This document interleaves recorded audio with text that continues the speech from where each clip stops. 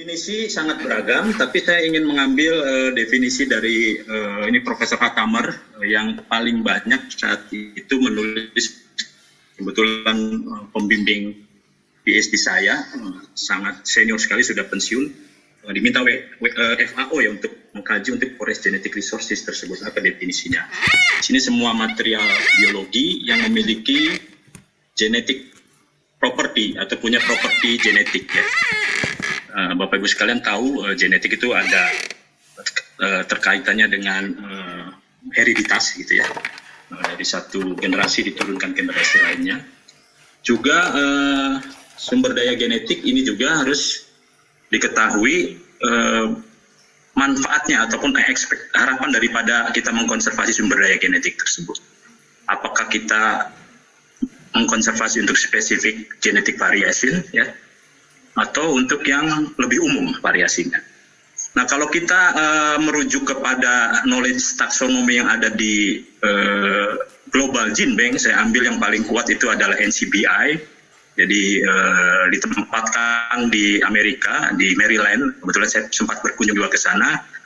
Itu untuk sumber daya genetik itu dibagi dalam berbagai term di sini ya. Yang pertama gen, kemudian yang kedua ada protein, kemudian ada genom, kemudian ada kompon kimia, senyawa kimia dan sebagainya. Ini kita lihat sendiri informasi sumber daya genetik untuk saya ambil di sini adalah Acacia mangium. Produk pengetahuan yang tersedia itu belum semuanya terisi, Bapak Ibu sekalian ya. Untuk terkait dengan chemical compound juga masih nol reportnya gitu ya. Tetapi yang banyak di situ kita lihat terkait dengan protein ya, riset-riset tentang protein dari jenis Acacia mangium tersebut, serta DNA sequencing. DNA sequences ini cukup banyak datanya Bapak Ibu sekalian. Ini berarti riset-riset tentang genomnya sudah cukup bagus ya. Dari situ tentunya jika Bapak berkunjung ke website ini bisa melihat ya apa yang bisa kita manfaatkan dari jenis Acacia mangium yang kita anggap penelitian sudah sangat advance melalui pemuliaan di lapangan baik oleh litbang maupun perusahaan di lapangan, sehingga kita bisa mengetahui ya pemanfaatan daripada sumber daya genetik tersebut serta strategi ke depan jika ada permasalahan yang dijumpai. Indonesia juga sudah meratifikasi Protokol Nagoya. Bagi para mahasiswa saya lihat banyak sekali di sini yang hadir. Apa itu Protokol Nagoya? Itu kesepakatan yang sudah ditandatangani dan di Indonesia diratifikasi menjadi Undang-Undang Nomor 11 2013. Ya. Di situ definisinya lebih luas lagi ya, bahwa sumber daya genetik juga mencakup produk turunannya ya. Produk turunannya tadi bisa kita lihat ada protein, ada senyawa kimia dan sebagainya yang dihasilkan dari ekspresi genetik atau hasil metabolisme sumber daya hayati atau sumber daya genetik ya. Dan secara simpel bisa kita lihat di sini individu hasil persilangan, perkawinan atau melalui metode konvensional lainnya atau metode modern lainnya, kemudian bahan aktif, hasil metabolisme sumber daya genetik, riset-riset tentang metabolomik saat ini sangat marak saya kira, kemudian enzim yang dihasilkan dari situ, gen yang mempunyai fungsi ataupun runutan DNA yang tidak mempunyai fungsi. Ini ada kaitannya dengan report dari McKinsey Global Institute tahun 2020, ini baru saja rilis kemarin, bahwa revolusi ke depan itu, digital teknologi sudah berlangsung adalah revolusi bidang-bidang biologi. Jadi kita harus bersyukur Bapak Ibu sekalian yang mempelajari secara umum bidang-bidang biologi ini. Di situ disebut tentang temuan biomolekul yang baru untuk obat-obatan, kemudian di sini ada biosistem, ya, kemudian ada biomesin interface serta biocomputing. Untuk biomolekul atau biosistem, minggu lalu kita mendengar penerima Nobel untuk genome editing, sehingga merevolusi pemuliaan ke depan, serta mulai ada ide untuk menyimpan data itu di DNA melalui di sini inovasi yang namanya biocomputing. Tidak lagi di optical disk yang sangat mahal, tetapi bisakah informasi atau data tersebut disimpan di dalam sel tanaman, kemudian di-retrieve kembali informasinya. dari berbagai macam diskusi mengenai sumber daya genetik ini, CBD, Convention on Biological Diversity, ini yang organisasi yang terus-menerus mengawal ini, muncul isu tentang digital sequence information, karena yang disimpan di pangkalan data itu adalah semua dalam bentuk digital, baik proteinnya, baik dan itu bisa diakses oleh seluruh pihak yang memerlukannya. Dengan kejadian COVID ini kita melihat sendiri berbagai negara berlomba-lomba untuk mensubmit hasil sequence daripada virus COVID tersebut, termasuk Indonesia. Indonesia kalau tidak salah full, karena di setiap negara virus tersebut mengalami mutasi sehingga ingin diperbandingkan. Secara cepat mereka melakukan whole genome sequencing-nya, kemudian disubmit dan dilihat berbagai macam variasi yang terjadi baik di Indonesia, di Amerika, di China, ataupun di Eropa. Dan di sini masih banyak isu saya kira tentang digital sequence information ini, karena manfaatnya sudah mulai dirasakan saya saat ini ya. Dokter jika ingin mengidentifikasi suatu penyakit, dia masuk ke melakukan analisis genom, kemudian dia disimpulkan apa penyakitnya gitu kan. Penyakit Parkinson juga ada kaitannya dengan sequence DNA tertentu, penyakit cacat di paru-paru bayi juga ada. Sehingga kita harus terlibat di sini gitu kan Bapak Ibu sekalian. Termasuk karena benih ini merupakan part daripada sumber daya genetik tersebut. Isu-isu yang muncul di sini misalkan tentang berapa sih nilainya gitu kan, database itu disimpan di mana. Di Indonesia, LIPI saya kira mendapatkan amanah untuk menyimpan database tersebut, tetapi nampaknya kapasitasnya belum bisa, sehingga hampir seluruh peneliti Indonesia menyimpan database sequence-nya itu di portal-portal yang sudah mapan. NCBI di Amerika, DDBJ di Jepang, atau EMBL di Eropa. Itu tiga portal yang saling bekerja sama dan mengcopy masing-masing database yang tersimpan tersebut ya. Silakan nanti setelah ini mungkin bisa melihat kemudian sampai APR-nya bagaimana tentang ini. Dan kami juga melakukan itu. Ini misalkan kami mengetahui kenapa Triobalanomonas aromatica itu bisa tumbuh juga di gambut dangkal gitu kan. Kita pelajari transkriptomnya, kemudian berhasil kita publish, datanya kami submit ke pangkalan data tersebut yang saling terkoneksi gitu kan. Dan data-data yang berbentuk data mentah tersebut silakan nanti dimanfaatkan agar bisa untuk terutama memenuhi kebutuhan-kebutuhan yang tidak komersial. Kemudian di judul disampaikan tentang produktivitas, saya kira baik sekali untuk meningkatkan produktivitas informasi tersebut. Ini kita bandingkan hasil review dari berbagai macam paper, produktivitas untuk sawit, produktivitas untuk pohon hutan. Di situ kelihatan bahwa benih yang berkualitas genetik biasanya merupakan output dari program pemuliaan atau tree breeding ini akan berkontribusi terhadap peningkatan produktivitas, ya, baik di sawit maupun di pohon hutan. Tetapi ada batasnya, Bapak Ibu sekalian. Untuk jenis-jenis yang long rotation, short rotation, jadi tidak kita bisa berharap suatu mukjizat ya, ada leveling off-nya gitu kan. Seperti untuk pohon hutan di sini bisa meningkatkan gain sampai sekitar 30%-nya.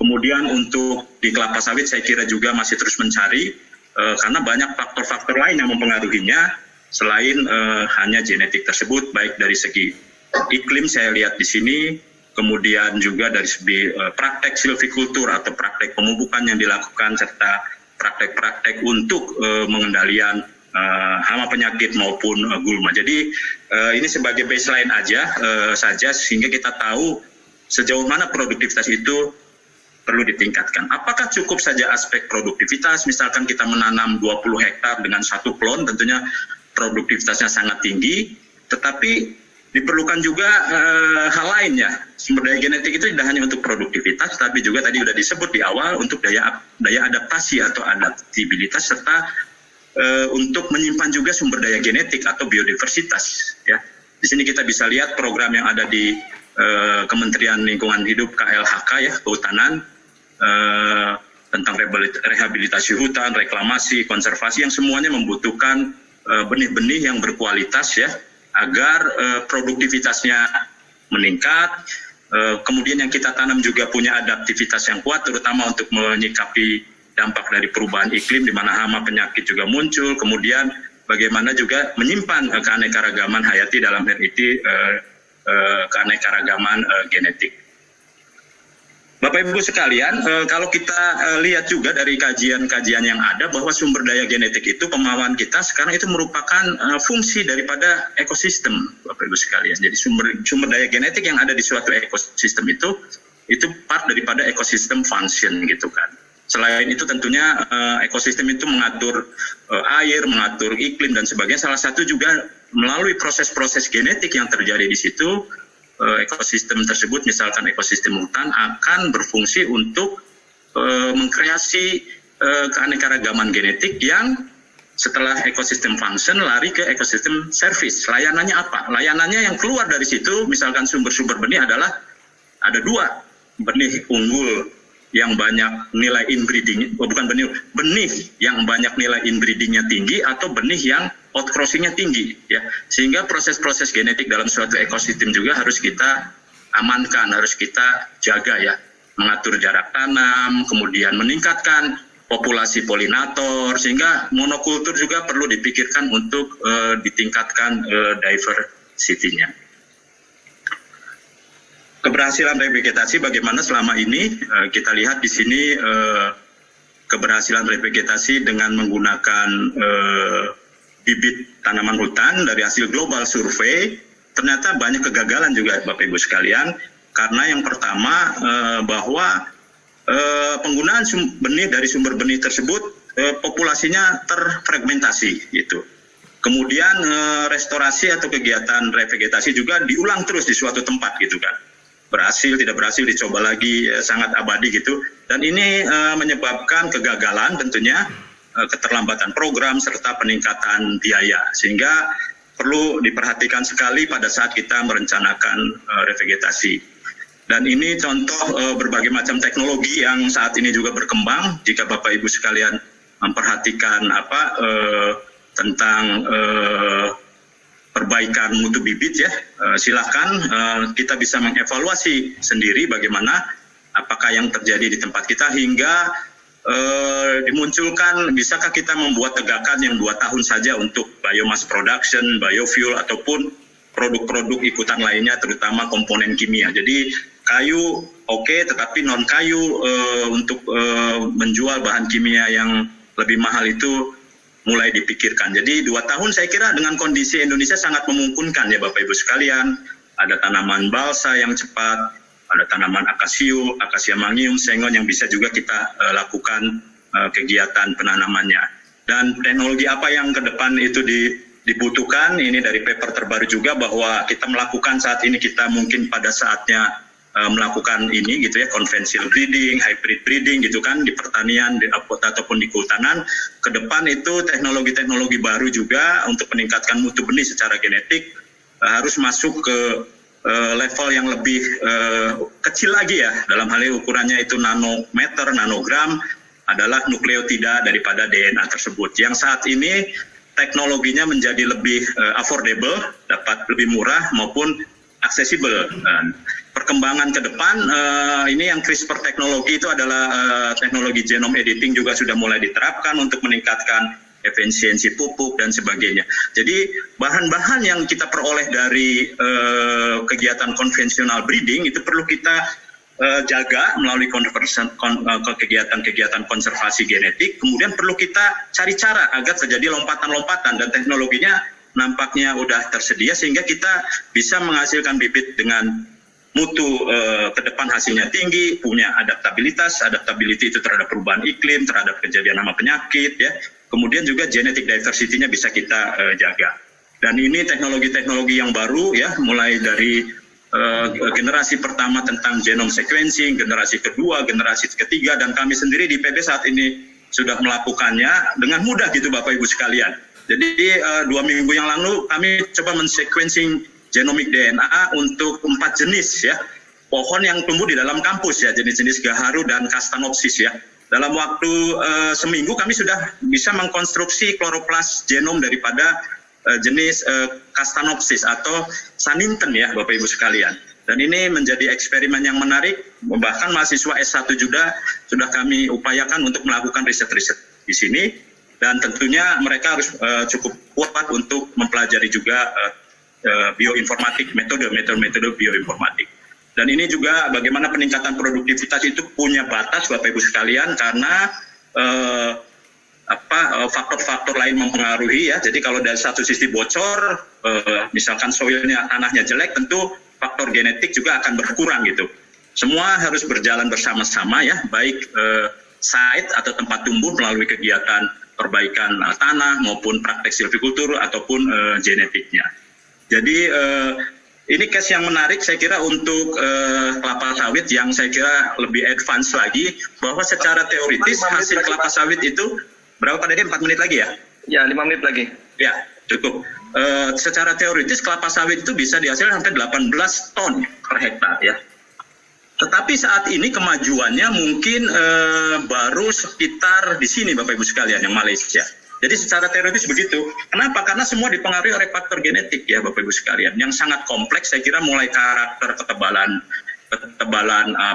kulit biji kelapa sawit sampai hasil yang bersifat ada yang multigenomic interaksi ataupun single karakteristik. Jadi kira-kira itu yang akan dihadapi jika kita akan melakukan kegiatan-kegiatan pada pohon hutan yang ukuran genomnya juga ada beberapa yang sangat besar sekali.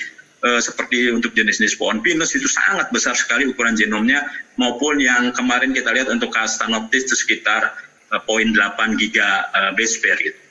Dan ini kami juga lakukan untuk mempelajari adaptabilitas melalui studi transkriptomik untuk sengon, karena sengon ini harus kita selamatkan bagaimanapun juga, karena menjadi safety net bagi para petani-petani di luar hutan ya Bapak Ibu, sangat khusus di Bogor, di mana kayu sengon ini jangan menyerah menghadapi penyakit misalkan karat buru ya, kita pelajari dan kita sudah tahu kira-kira enzim apa yang ataupun gen apa yang berperan untuk resistensi terhadap karat buru tersebut ya, melalui kajian transkriptomik.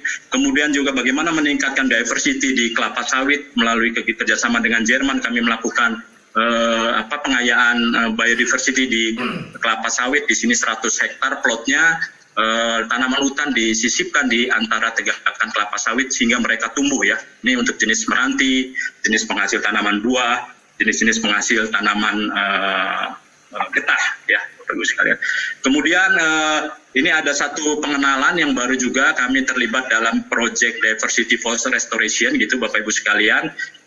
Diharapkan informasi tentang kegiatan restorasi, revegetasi tersebut perlu memperhatikan lokasi, kemudian karakteristik daripada tempat tumbuh, kemudian tujuan daripada restorasi, kemudian jenis apa yang akan Anda tanam, serta bagaimana sumber daya genetik bahan tanaman yang digunakan tersebut ya.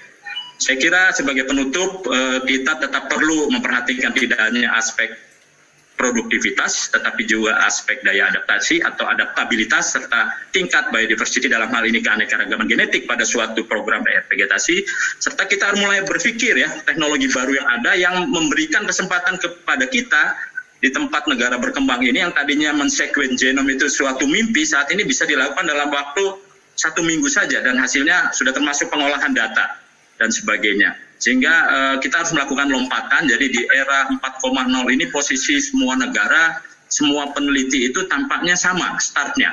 Kalau kita telat juga, sehingga kita harus memulai Bapak Ibu sekalian terhadap adaptasi teknologi-teknologi baru tersebut. Demikian yang saya sampaikan. Saya tidak mengulas, nanti dari Ibu Profesor Yuli akan menyampaikan apa-apa tentang inovasi secara teknis tentang perbenihan, tapi mungkin ini dapat memberikan perspektif ke depan ya, bagaimana riset perbenihan dilakukan agar kita bisa melakukan suatu lompatan. Demikian Pak Dr. Dede, terima kasih. Assalamualaikum warahmatullahi wabarakatuh.